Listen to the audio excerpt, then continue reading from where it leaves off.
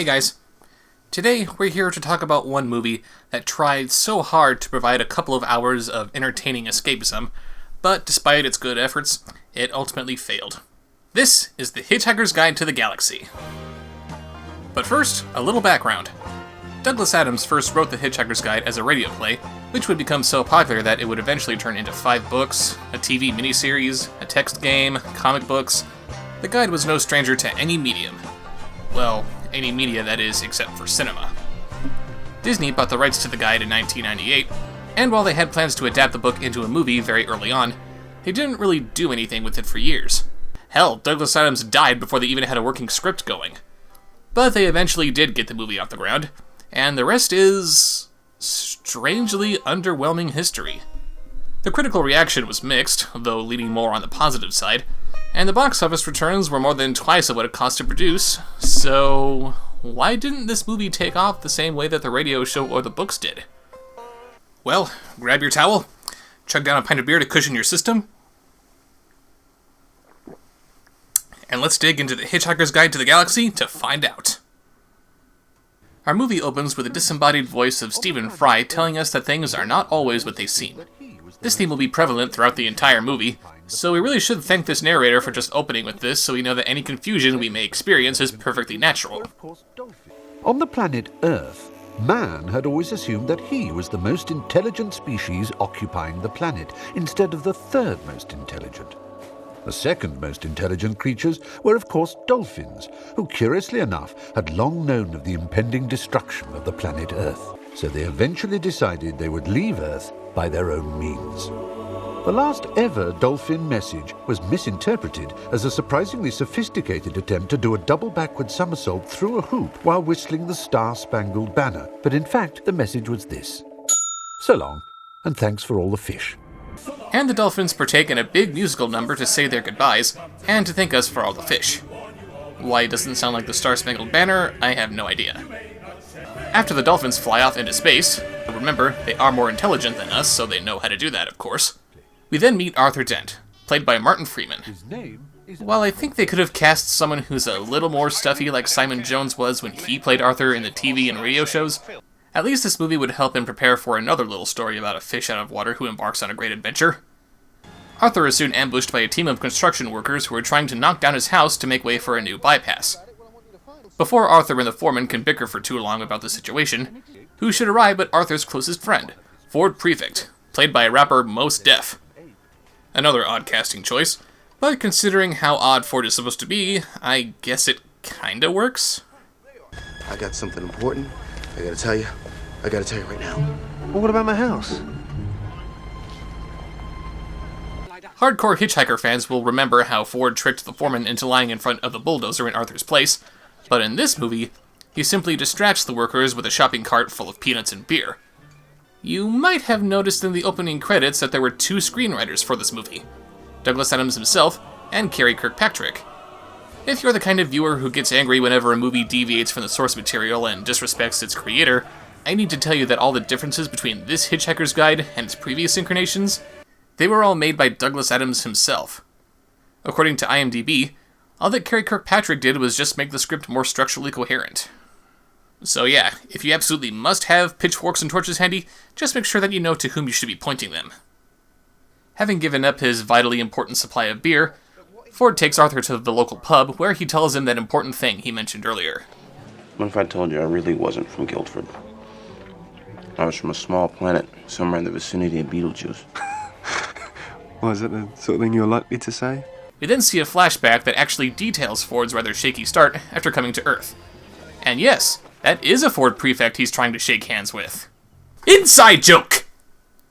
But Arthur just kinda shrugs off this startling revelation, and starts talking about a fancy dress party he went to just last night, where he meets Zooey Deschanel?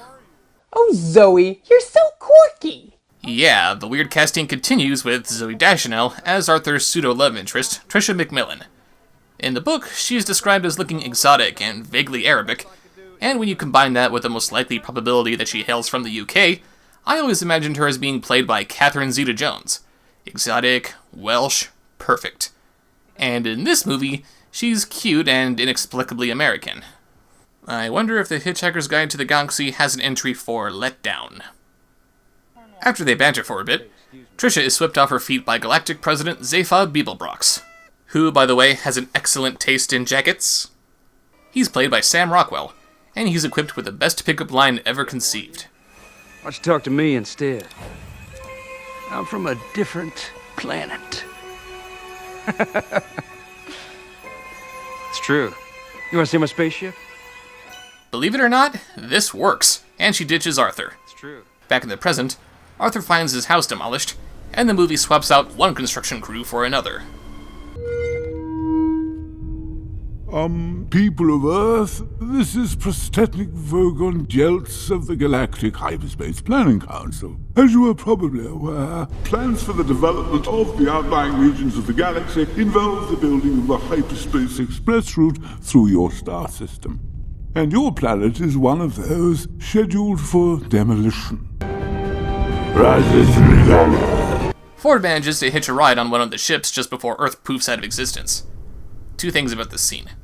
Ford's sub-ether device being a ring that only works if you stick your thumb out? Awesome. And the Vogon ships demolishing planets within a protective bubble? Surprisingly smart and efficient. And with Earth destroyed, we're introduced to the Hitchhiker's Guide to the Galaxy itself, with Journey of the Sorcerer playing in the background.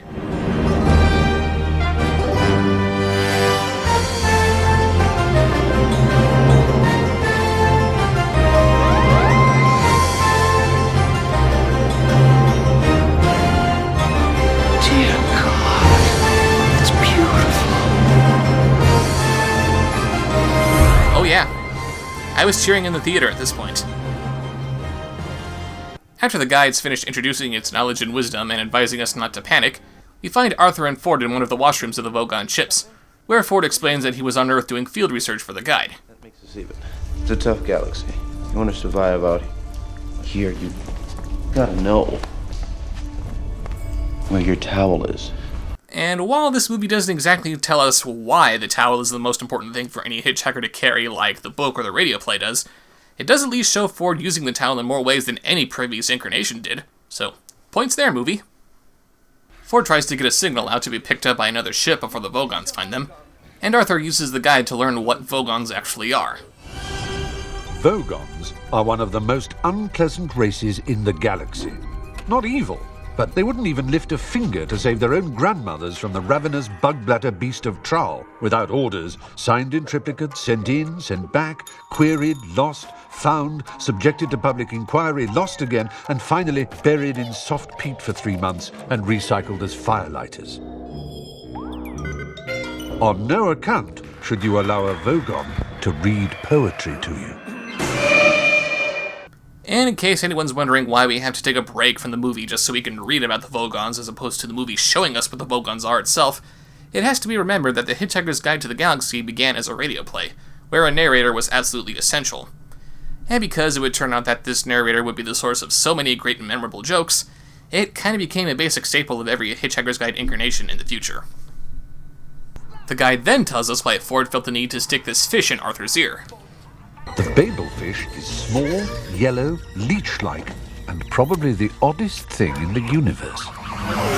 It feeds on brainwave energy, absorbing unconscious frequencies and excreting a matrix of conscious frequencies to the speech centers of the brain.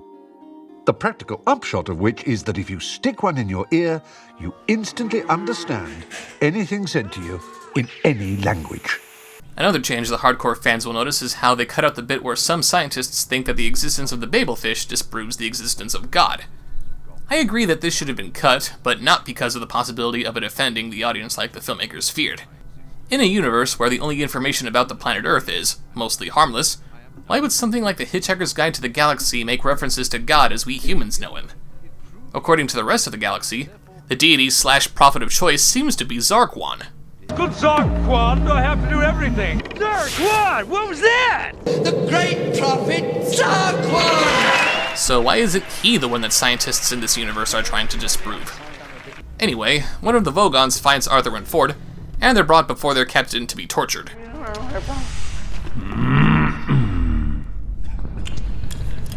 Oh, friddled grunt fugly. And because Douglas Adams was an English major, Naturally, their torture of choice is reading terrible poetry. What's interesting is that up until now, Arthur was always cringing and writhing in pain just like Ford was at the Vogon's recitation, but in the movie, he's only kind of confused by it. This actually makes a lot more sense, since the absolute worst poetry in the universe just happened to come from Earth. Having come from a culture that created the worst poetry in the universe, it stands to reason that Arthur would probably be immune to all types of poetic torture. Oh, and by the way, these Vogon puppets are absolutely gorgeous. It's amazing seeing this much care going into practical special effects when too many directors would just make them out of CGI. And designing them to look like old, doughy bureaucrats? Genius. But Arthur's plan of complimenting his poetry fails, and the Vogons throw them off the ship. The guide then explains that if you hold a lung full of air, you can survive in the total vacuum of space for about 30 seconds. But with space being really big and all, the chances of being picked up within that time are 2 to the power of 2,079,460,347 to 1 against, which by a staggering coincidence is also the telephone number of the Islington flat where Arthur went to a fancy dress party and met a very nice young woman whom he totally blew it with.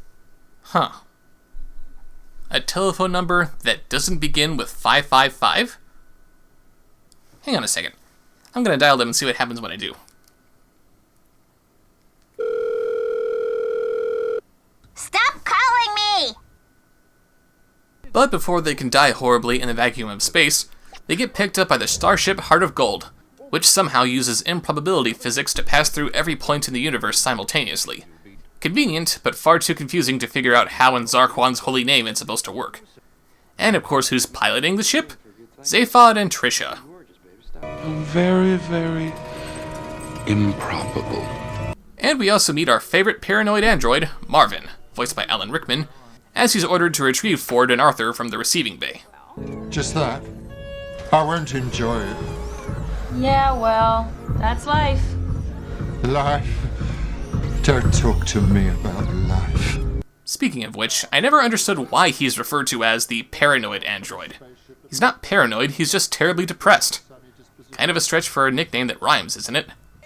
Anyway, he brings them to the bridge, and things get a little awkward between Arthur and the girl who ditched him for the space douche here. Excuse me, mate, we're having a bit of a chat here, do you mind? Well, I think the girl's getting... You blew it with her, Earthman, so shut your face. I kick in his ass. A lot of fans object to Zaphod's second head being hidden through most of the movie, but this actually makes total sense to me. In the book, Zaphod grows a second head just for kicks, like anyone might get a tattoo. The book also explains that candidates for the galactic presidency have their brains scanned, and any traces of subversion or ulterior motives disqualify them from running. So what does Zaphod do in this case? He removes his ulterior motives, i.e. his plans for stealing the Heart of Gold at its christening ceremony, and simply hides them away in a second head concealed from view. Not only is that really clever, but it actually turns an otherwise pointless joke, which has proven to be very difficult to visually pull off, into a plot device that actually serves the story.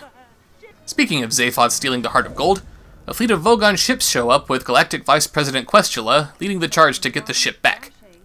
This is a subplot that's going to go nowhere fast, since the Vogons can't even pursue them without filling the proper paperwork.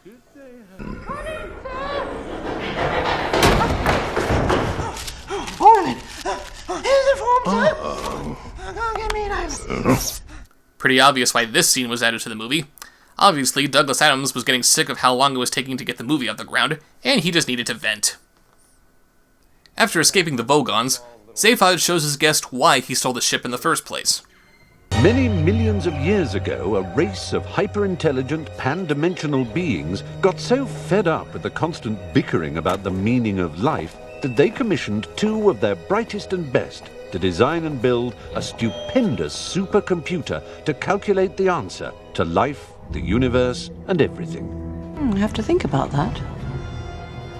Return to this place in exactly 7.5 million years. And what answer does the computer come up with 7.5 million years later? 42.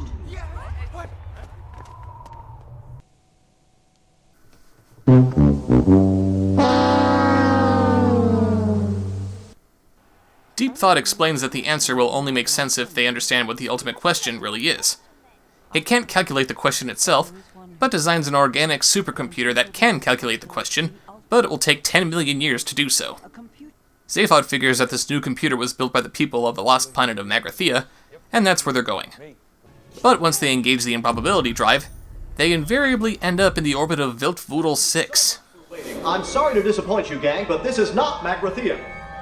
We are currently in orbit around the planet Viltvoodle 6. And I know I said it was kind of pointless to try to figure out exactly how the improbability drive worked, but in every incarnation of the Hitchhiker's Guide before now, Zaphod actually used careful deduction to figure out where Magrathea was. And in this movie, he has no idea where Magrathea is. Does he just expect the ship to know how to find the unmarked planet? But leaps in logic aside, Zaphod goes down to the planet to settle things with his old political rival, Humakavula, played by John Malkovich. He's a high priest of the Great Green Arkle Seizure, a being whom the people of Viltvoodle 6 believe sneezed out the entire universe.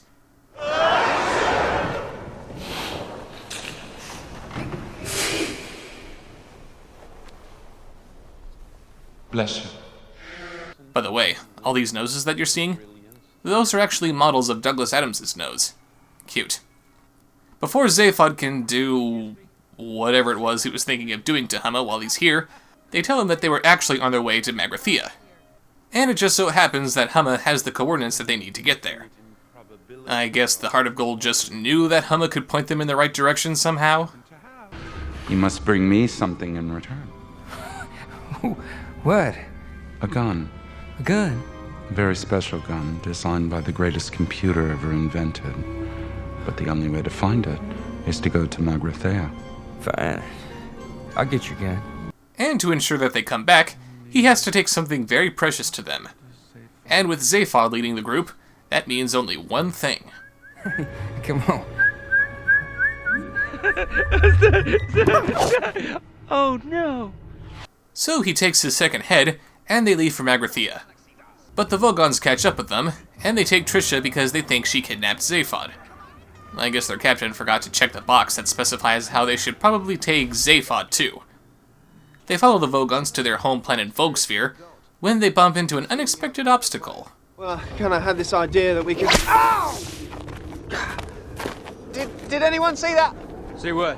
What was it? Nothing. It's, nothing. It's just my imagination.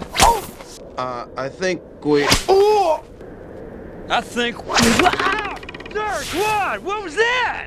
The movie itself doesn't explain what these things are, but the DVD commentary points out how they're based on the monoliths from 2001: A Space Odyssey. It doesn't point out if they're supposed to be a natural element or if they were planted by some alien intelligence, but their function is to induce evolution by smacking someone whenever they have a thought of any kind, which is meant to inspire the would-be thinker to not think, just do. This explains what made the Vogons evolve into the mindless bureaucratic paper pushers that they are, and it actually accounts for why their faces look so flattened. After getting smacked in the face for millions of years, no species is going to come out of this looking all that pretty. While in the Vogons' custody, Trisha learns of the demolition of Earth, and worse yet, who authorized it. Love and kisses.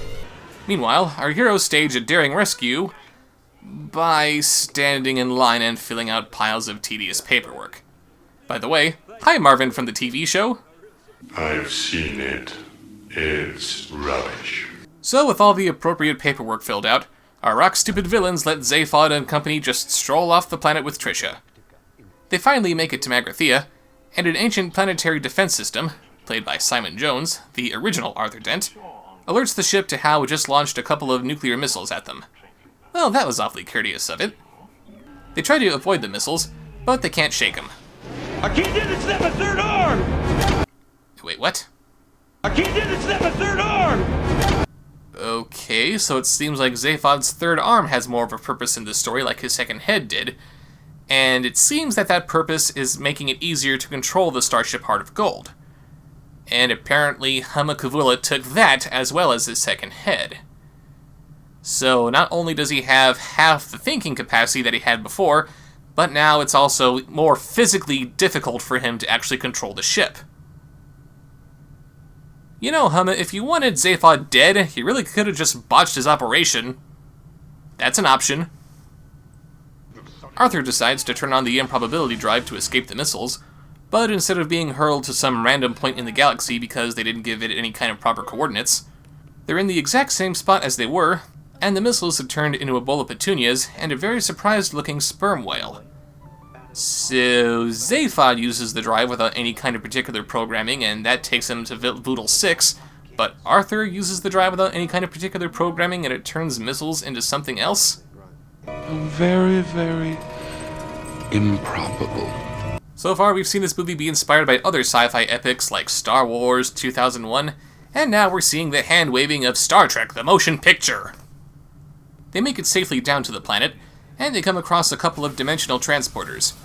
Zaphod, Ford, and Trisha run through it, but it turns off before Arthur can follow them. So while they're looking for Deep Thought, I guess the dimension that they were looking for just happened to be on the transporter speed dial, Arthur meets an ancient Magrathian, Slarta Bartfast, who tells him that Magrathea was once famous for its custom planet-building industry. If they're the ones who constructed Voguesphere, I just hope that whoever commissioned it kept the receipt. They embark on the Hitchhiker's Guide Disneyland ride that never happened, and Slarta Bartfast shows Arthur their factory floor. One more little digital cameo of Douglas Adams here, by the way. Meanwhile, Zaphod's crushed to find that Deep Thought doesn't know what the ultimate question is. Shouldn't he have known that Deep Thought didn't know it? But Deep Thought does lead them to the gun that Humma sent them to fetch. But instead of firing bullets or laser rounds, it makes the target see things from the gunman's point of view. Shoot him again. Hey, whoa. Hitchhiking's good. Towels are good, too. Hey. I can see why Hamakabula would want one of these. Well, you're the only one then. I think we're supposed to assume that Humma wants to brainwash people into his way of thinking, since, all religious leaders are, of course, naturally evil. But even if that is the case, why would he need this gun? It's not like he's a leader of some dangerous cult or something. He's only a small cog in a mainstream religion that's been around for millions of years.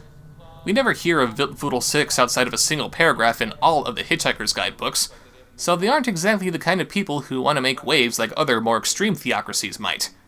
The movie even shows them to be very welcoming to outsiders who are just as likely to laugh at their beliefs as they are to accept them. Beliefs which seem to have maintained a strong following without any kind of trickery or manipulation whatsoever. And even assuming that Hamakabula is just trying to trick people into throwing their money at him, he's already doing pretty good for himself with the congregation that he already has. Not to mention, he's also an accomplished surgeon, so there's even less motivation for him to con people out of their money. There's really no reason for him to need this gun. Seriously, they should have just kept the Vogons as the only villains for this movie. Sure, they're stupid as hell, but at least mindlessly following orders is a better villain motivation than all this horse hockey.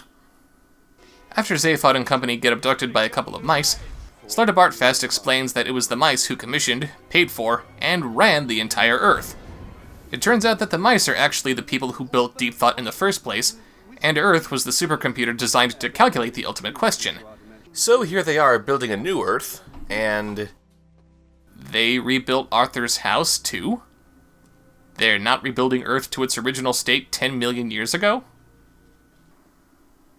So it seems that the mice have been saving and collecting all of the data that they've been accumulating for the last 10 million years, and once the Earth and all of its various species are restored, it's simply a matter of implanting that data into this new Earth and its species, and letting the program run as it was before the Vogons arrived. Since the Vogons destroyed the Earth only 5 minutes before the Earth could complete its 10 million year program, does that mean that we're only 5 minutes away from learning what 42 is supposed to mean? Arthur goes into his house and finds that the mice are throwing a party for him and his friends. They explain that they need the ultimate question, which they're going to attain by drugging Arthur's friends and sawing his head open to get the question that they think is in his brain? Okay. In every other incarnation of the Hitchhiker's Guide to the Galaxy, the mice are rebuilding the Earth with every intention of starting the whole program from scratch for another 10 million years, because for whatever reason, they just couldn't keep the data that the older Earth has been calculating and accumulating. So they decide to crack open Arthur's brain, because since he was there at the critical moment of readout, they think that the ultimate question might be somewhere inside of his head, and they do not want to go through another 10 million years of just sitting around and waiting for the answer for the new Earth to give them. Here in this movie, they're rebuilding the Earth to the exact same point as it was 5 minutes before the program could be completed, and it looks like they're going to just let that program start from that point, and especially since they're going to be repopulating the Earth with modern species and with modern humans, as we'll see later on down the road, it would seem that it would simply be a matter of just repopulating the Earth with these peoples and species and just implanting the data into those species to let the program play out for another 5 minutes. Why don't they just do that? You want a question that goes with the answer 42? Here's one. How many roads must a man walk down? Hey, that's not bad. My head is filled with questions, and I can assure you no answer to any one of them has ever brought me one iota of happiness. Except for one. The one. The only question I've ever wanted an answer to. Is she the one? The answer bloody well isn't 42, it's yes. Undoubtedly. Unequivocally, unabashedly, yes. It's a good answer. Boy, Arthur, are you in for a surprise when she ditches you for Thor. No, I'm not kidding. In a later book, she actually ditches Arthur for Thor the Thunder God. How crazy would it be if this movie actually tied in with the Marvel movies? So yeah, according to this movie, Trisha is the one. I guess we're just gonna write off the possibility of Arthur meeting the true love of his life, Fenchurch, when and if this movie ever gets a sequel. Arthur breaks out of his restraints and crushes the mice before they can take his brain, but it turns out the Vogons followed them to Magrathea. How? This planet was supposed to be lost to the annals of time and space, but these guys managed to track them down? Mr. President, we're here for your protection. Oh, hey, thanks, man. I appreciate it. Fire! And because they're here for his protection, they all immediately open fire on him. I don't see what all the fuss is about. Vogons are the worst marksmen in the galaxy. Ooh. Ceasefire!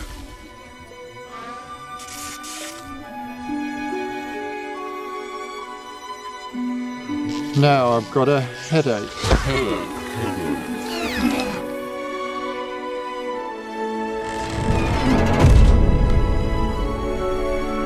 Marvin!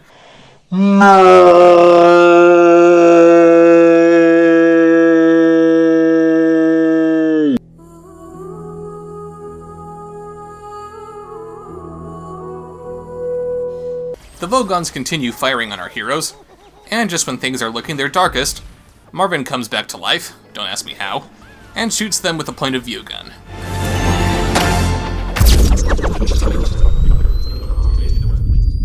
Oh, I feel so depressed. I can't face another day.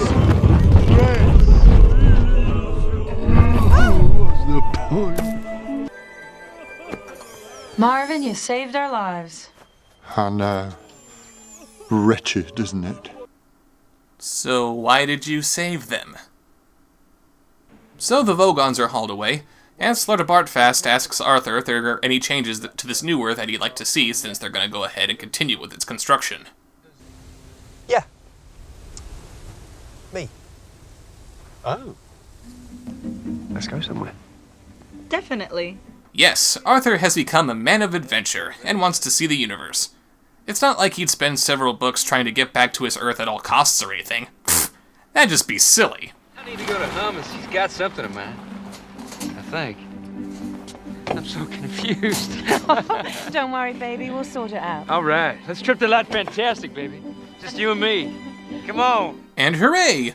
The egotistical douche who destroyed Earth out of his own sheer stupidity has found love in his vice president. I'm so glad that things worked out so nicely for him, too. They all leave the new Earth just as they begin life anew as if nothing ever happened. Hey, Zaphod, you spent a lot of time looking for Magrathea to find the ultimate question. You don't want to stick around for 5 minutes for Earth's program to be completed? No? And as they're flying off to grab a bite at the restaurant at the end of the universe, the improbability drive briefly turns the ship into the head of Douglas Adams, and the movie respectfully dedicates itself to his memory. So that was The Hitchhiker's Guide to the Galaxy, and its failure is still kind of a mystery to me, to be honest. For all of my nitpicks about character inconsistencies and plot holes, most of them I didn't actually catch until watching this movie again for this review. The comedy is just as effective and off the wall as ever, the art direction is superb, and you really get a sense that the minds behind it really knew and cared for the material. Unfortunately, the material is where most of the problems come from. Ignoring the changes that were made for either better or for worse, changes which, I have to reiterate, were made by Douglas Adams himself, The Hitchhiker's Guide to the Galaxy was never really a story as much as it was a series of interesting ideas and Monty Python jokes. And really, that's the best way to look at this movie. If you go into this movie with the same mindset that you would when watching a Monty Python flick, you're probably going to like this movie too. So yeah, I do recommend that you see this movie and enjoy the ride. And if it turns out that you don't enjoy the ride, feel free to comment below as to why not. This is one of those movies where I'm just intrigued by the reaction to this movie as the movie itself. See you next time!